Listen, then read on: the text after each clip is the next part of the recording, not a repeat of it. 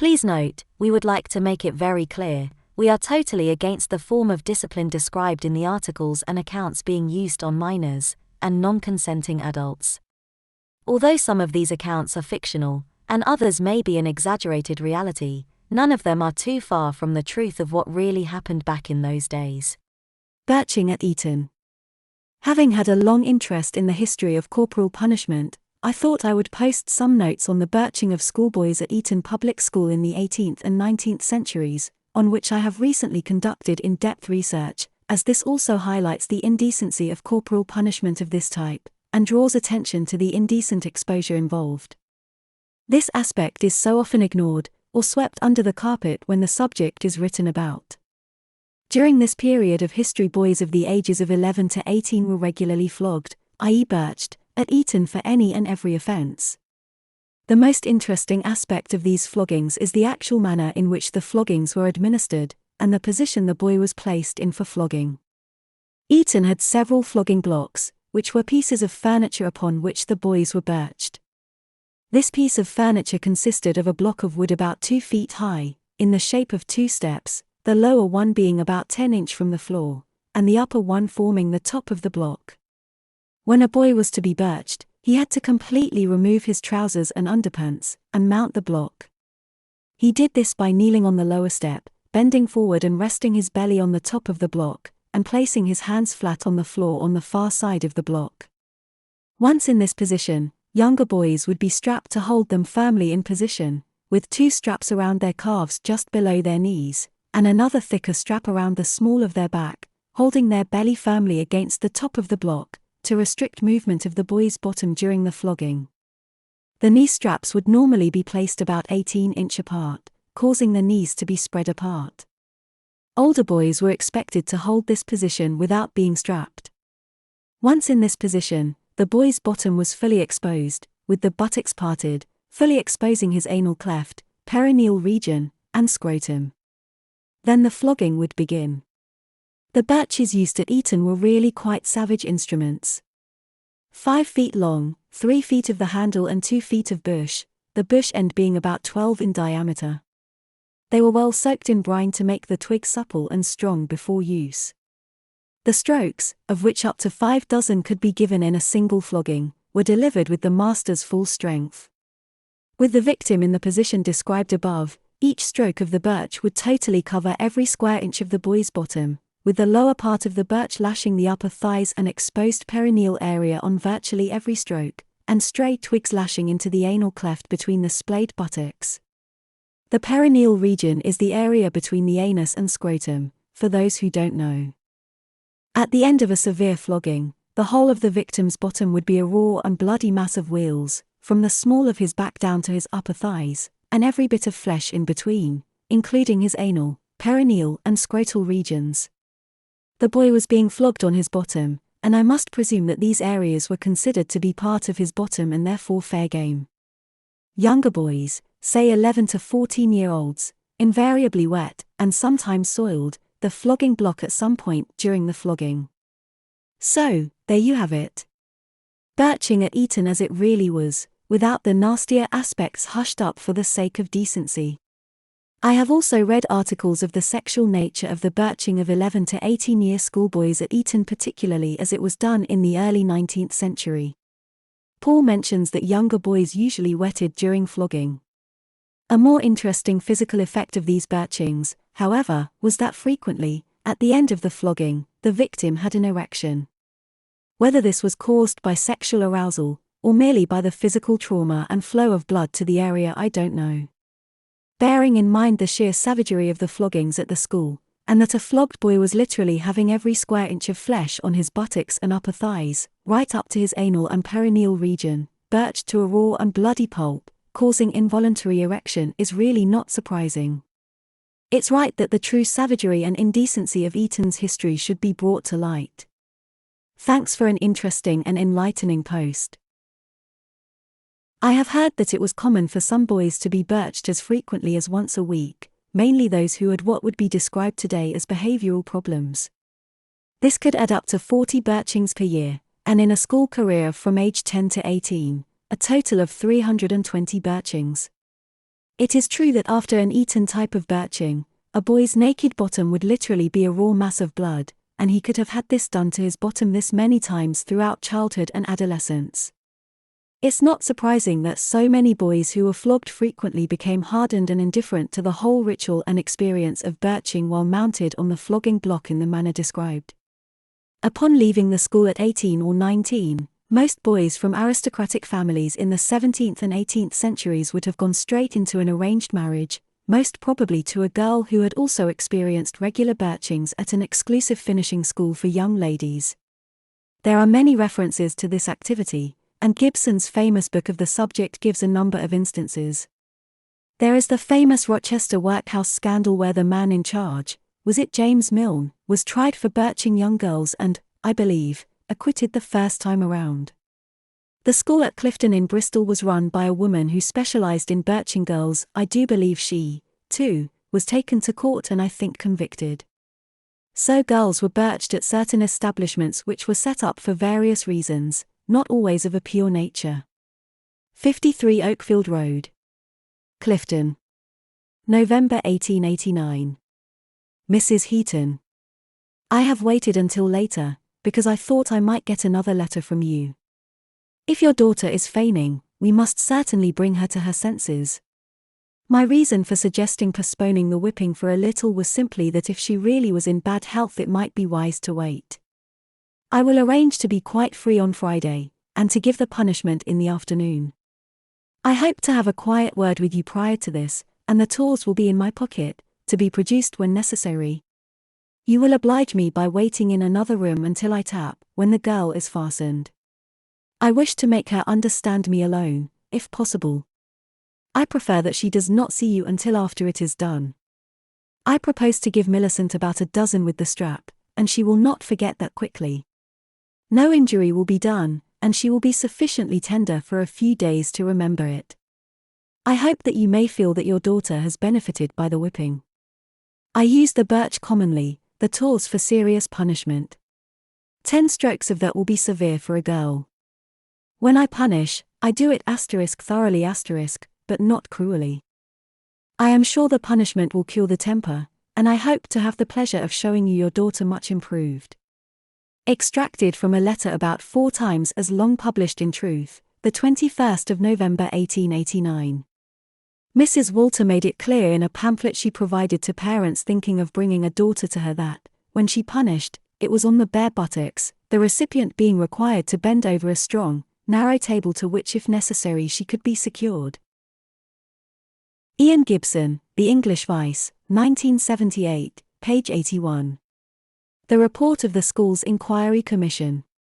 The Royal Patriotic Asylum was a girls' institution opened at Wandsworth in 1869 for the education of the children of victims of the Crimean War. When conditions at the school came to the notice of the House of Commons in 1863, it was found among other things, that a girl who was within 2 months of having completed her 15th year had been flogged with a birch rod by the lady superintendent under the express direction of the chaplain. Then there were the girls' reformatory and industrial schools, details of which may be obtained from the 1868 report.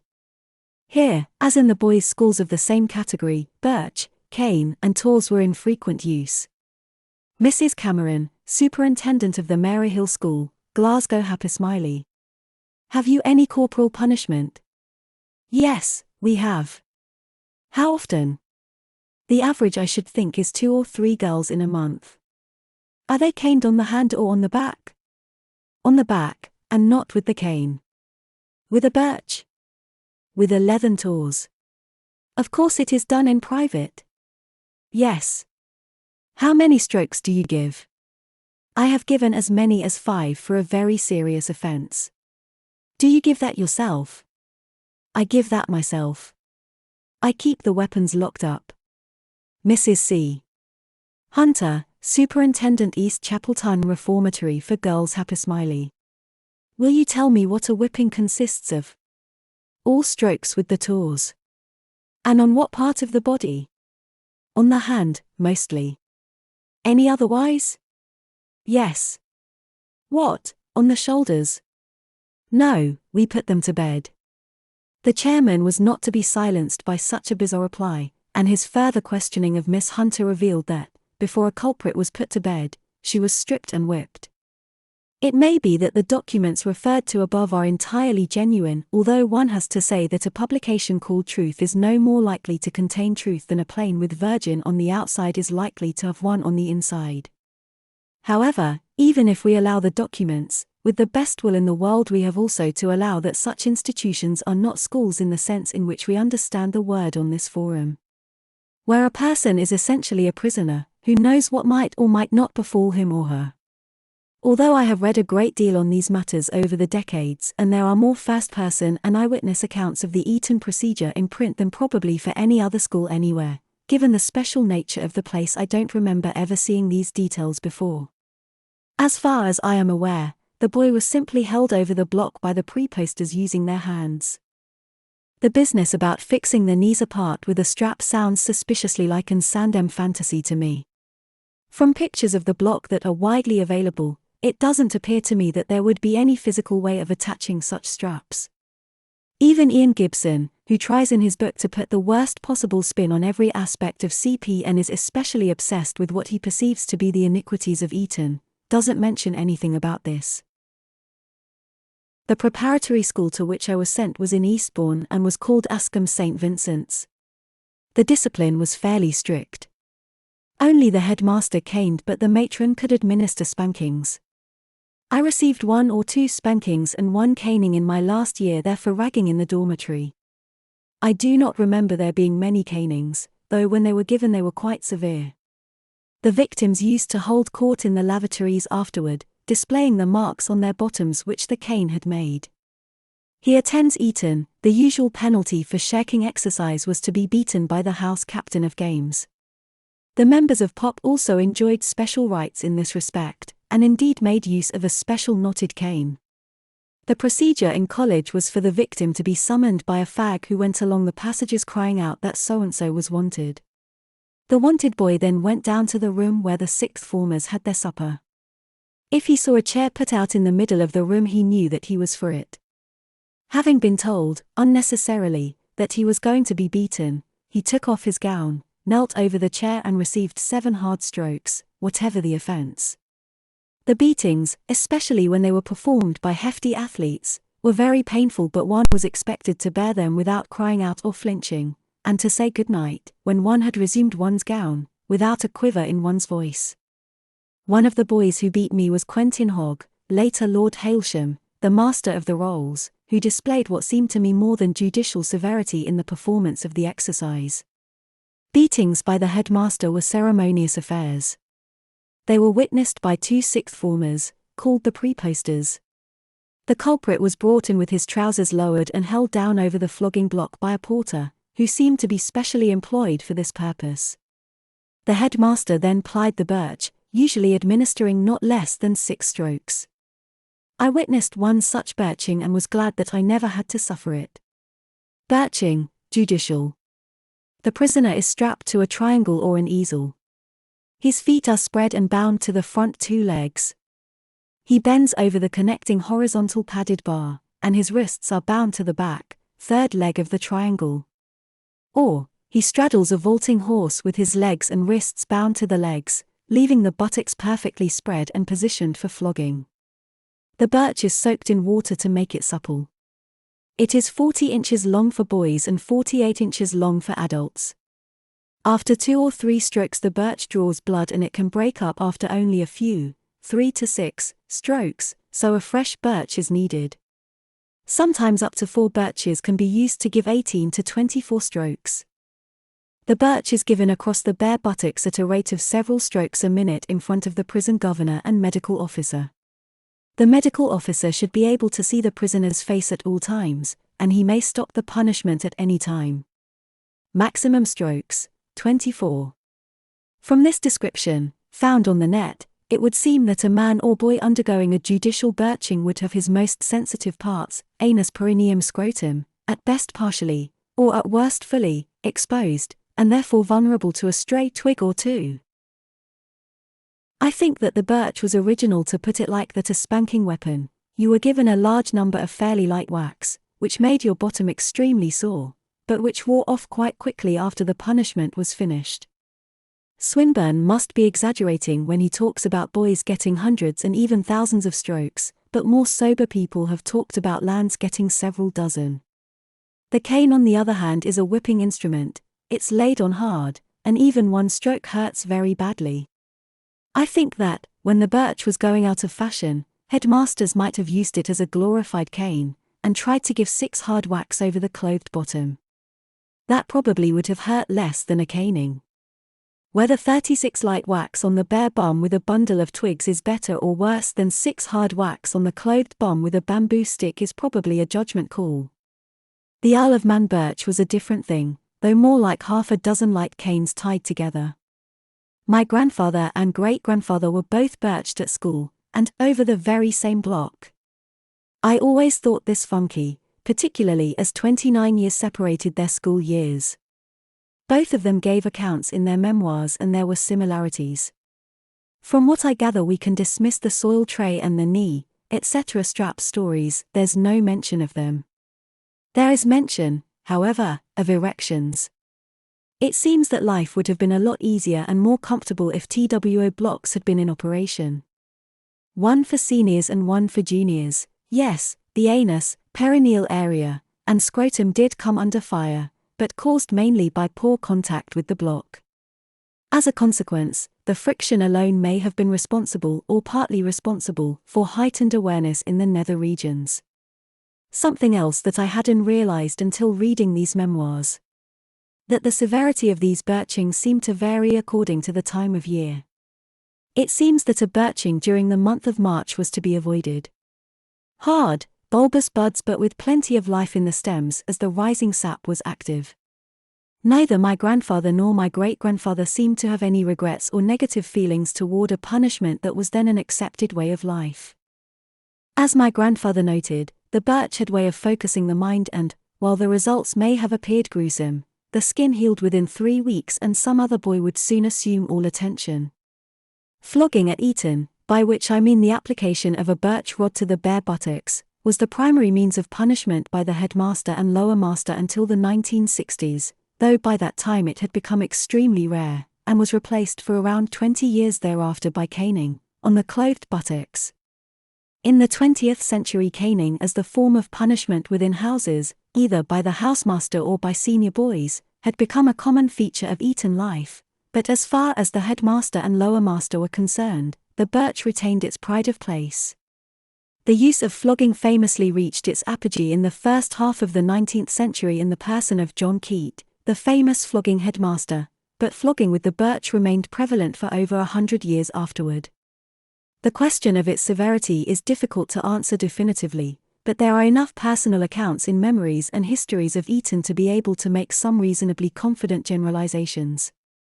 First of all, it is important to correct some hysterical exaggerations in the post that began this thread. At no time were boys restrained on the block by leather straps.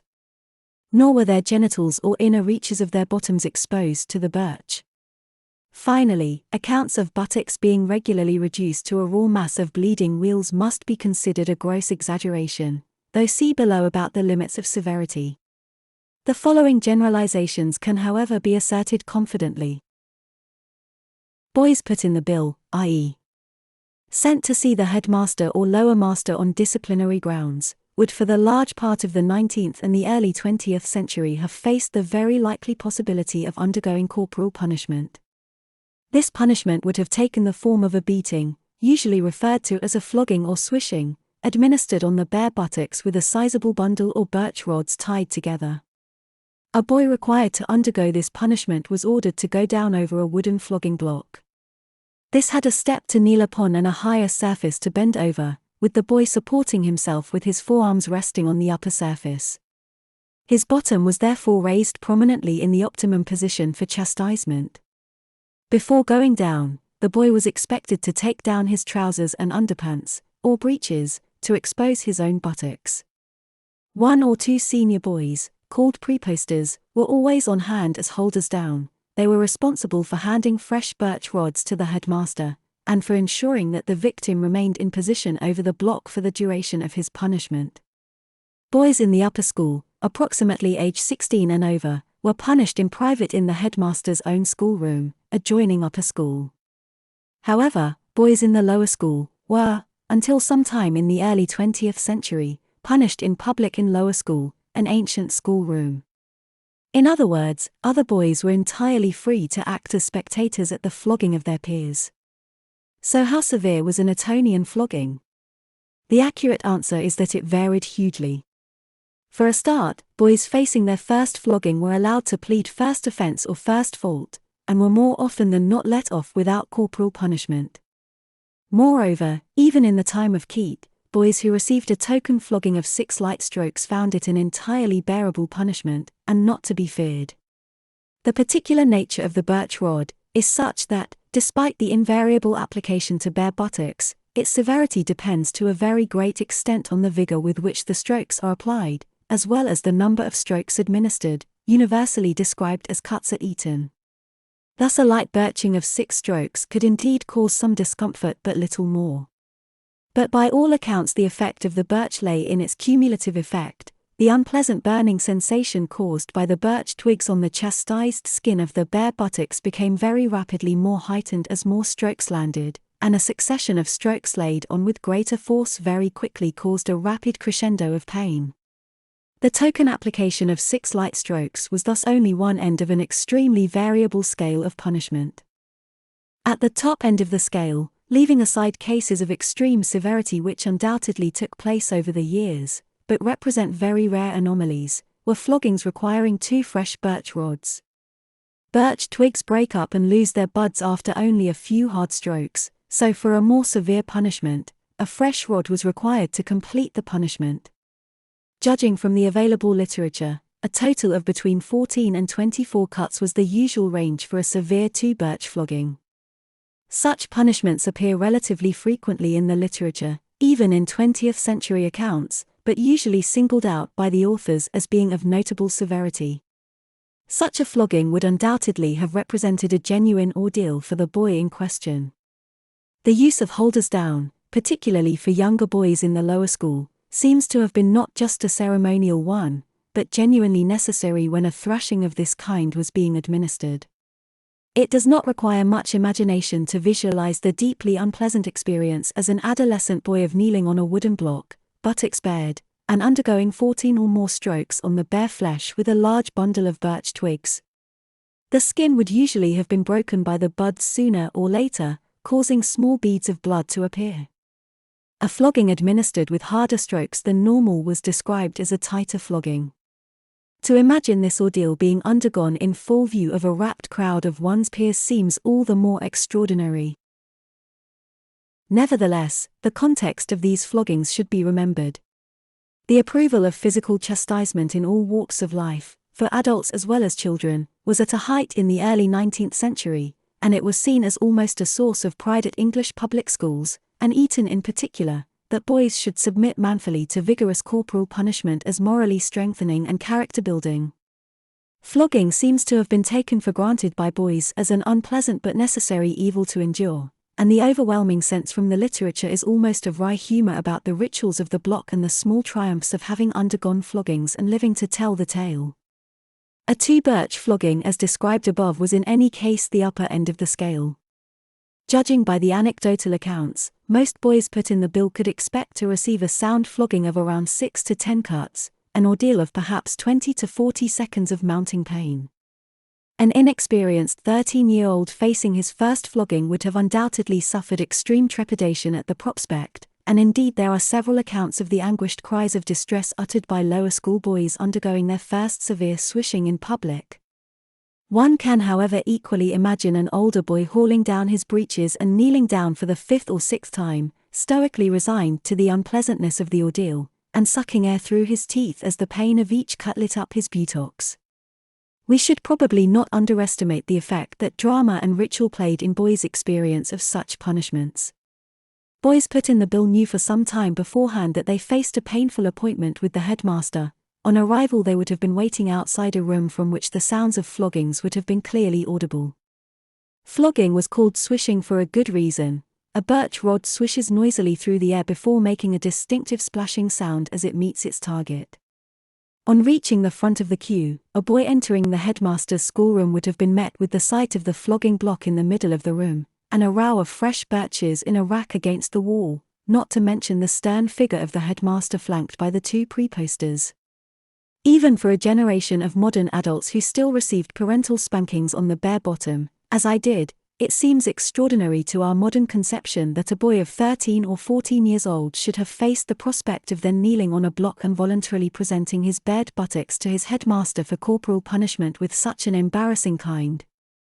It is worth remembering that for large parts of Eton's history, birch flogging was only one kind of punishment faced by younger boys in particular. In the later 19th and early 20th century, the rise of caning as a punishment led to the situation described by one 1930s memoir in which a boy could be subject to a whole range of corporal punishment: beatings, genuine, painful canings, by his own housemaster, in rare cases such as Ian Fleming's house on the bare buttocks, equally severe beatings by the senior boys in the library of his house, pop tanning, a particularly prolonged and excruciating caning by the self-elected prefects of the school, and flogging on the bare buttocks by the lower master or headmaster.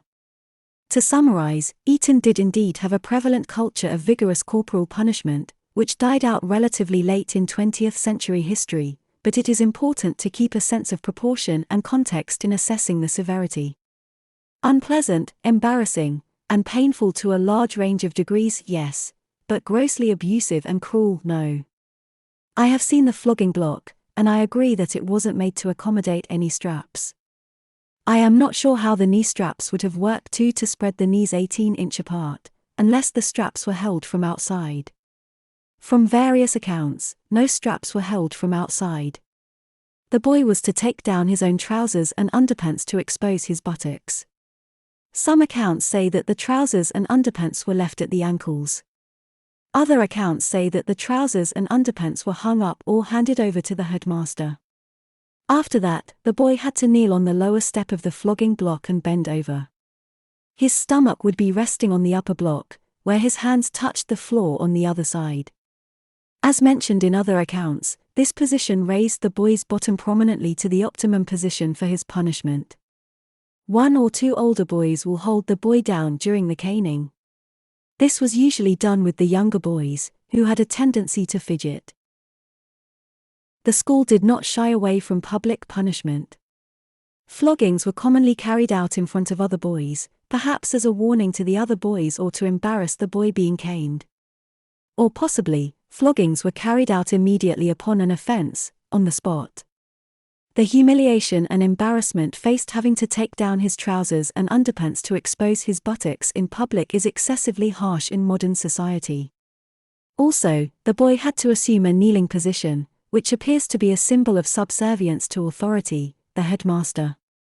And submissively bending over the block to aid the headmaster in getting an optimal position for his own caning must have been salt on the wounds. This would be completely unacceptable today.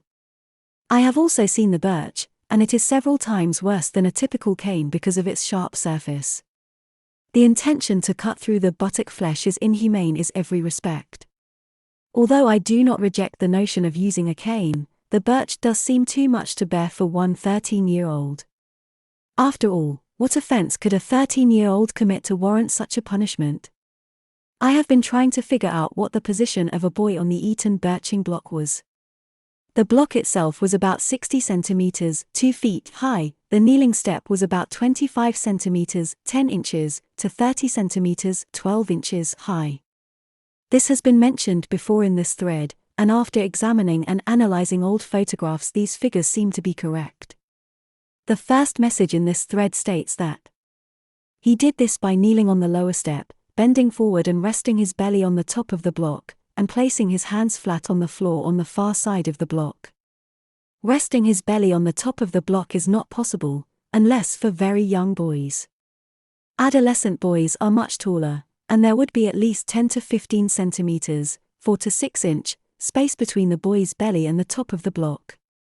Placing his hands flat on the floor, however, is very well possible. I have some very detailed photographs of a birching block, and there are no provisions for leather belts to strap a boy to the block. That story must be fantasy. Jamie McCullough states in his message that the block had a step to kneel upon and a higher surface to bend over, with the boy supporting himself with his forearms resting on the upper surface. Supporting himself with his forearms resting on the upper surface is also a bit unlikely.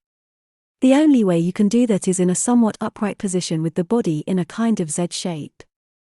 The other problem with this position is that the boy can put up quite some resistance because he has his arms on the block. So in my view, the general position mentioned in the first message is the most likely, a kind of on all fours position, with the knees raised on the lower step. In this position he is quite powerless to struggle, so it is easy to hold him down if required.